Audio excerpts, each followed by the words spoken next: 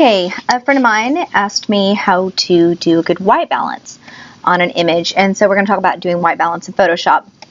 You can set it on auto in your camera. That's what I do. There's a lot of ways to set it in camera to get it perfect every time, but Photoshop's so easy that I don't see the need to spend all that time up front.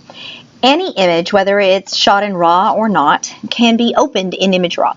So if you are in Adobe, you're in Bridge, you can right-click any image and hit Open in Camera Raw. Once you open in Camera Raw, this is so simple. White balance. You can go to Auto, and it cleans it up. Now, this to me still looks a little blue. It looks like maybe it took too much yellow out. So you can't always trust Auto. So you can do As Shot. That looks very yellow. Auto. Maybe not quite yellow enough. Now I say that, but you can see back here that this is bright yellow. It did not take all that yellow out. So let's play with the temperature. Now the second you move this, of course, it goes to custom. So you can just play with this a little bit. This is your best chance of getting good white balance. Move that. See, that looks pretty good. Maybe add a little pink. So you got -18 up here and -22 down there. The only thing we've messed with is the white balance. The other thing you can do, let's go to As Shot. You can find somewhere on this thing that's white. And so I'm assuming this top part of her dress is white. And you can use this dropper tool right here and tell it that's white. And if you look, that's pretty close to what Auto said, right? A little less yellow. But again, that's just another way to do it. So let's go back to As Shot.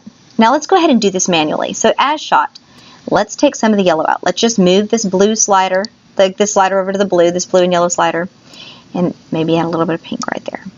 Now let's see how close we get to Auto on that one. See, there still looks a little too blue to me. So you can move that up a little bit, and you can just play with this. Now, I don't just want to do this in Camera Raw. So in this case, you would just hit Open Image and you'd start editing from there. But let's go ahead and put it back to As Shot and open the image, and let's look at it in Photoshop. Let's talk about different ways to do your white balance in Photoshop. Now, a lot of it's just eyeballing it. And for me, I used to use this spider calibrator, and it's a pretty good calibration tool. It definitely looked better than what my computer did from the get-go. But a better way to do it is whatever professional lab you're using to print your images, trust them. So I've been using the same lab for years now, and I love them, and their work is consistent. And so what I like to do is I like to get one of their printed images and set it beside the original on my computer. So I've got a print literally set up beside my screen, and I adjust the colors. I use my computer's calibration tool, like color calibration tool, and I adjust the colors and the brightness until it matches my print. Then I know that whatever I see on my screen is exactly what it's going to look like when it's printed, because I sell prints. So that's how I like to calibrate. So let's look at this, this picture. We're in Photoshop now. And so there's quite a few different ways we can do this. If you have anything that's white on your screen, you can use curves to find it, right? So you hit curves and you just go to your setting your white point. Well, that's gray. This is image white point. So you're telling it this is white. And that improves it a little, like you can see. And I like that way of doing things. Let's go back. Another way you can do it is look at color balance for the whole image. Well, this gives you these three sets. And if you'll notice, you've got this pink and green, and you've got this yellow and blue, just like in the white balance tools in Camera Raw. And so you can take this one. We know it's too yellow, so let's slide this blue slider over. Now it's looking a little too pink, right? So let's slide this green slider over. That looks pretty good right there. See, you can see before and after. Looks pretty great, right? That white balance looks pretty solid. Actually, it looks a lot like the one that we were doing in Camera Raw. In fact, let's go ahead and pull it up. Open this in Camera Raw. Let's look at what Auto does. So we can open these images and look at them side by side.